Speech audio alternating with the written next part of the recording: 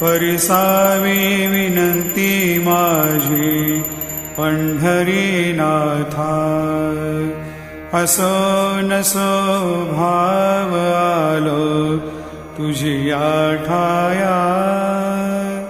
कृपा दृष्टी पाहे मजकडे सद्गुरु राया। अखंडित सावे ऐसे वाटते पायी। सांडोनी संकोच ठाव थोडासा देई। तुका म्हणे देवा माझी वेडी वाकुडी। नामे भव पाश हाती आपुल्या तोडी। उठा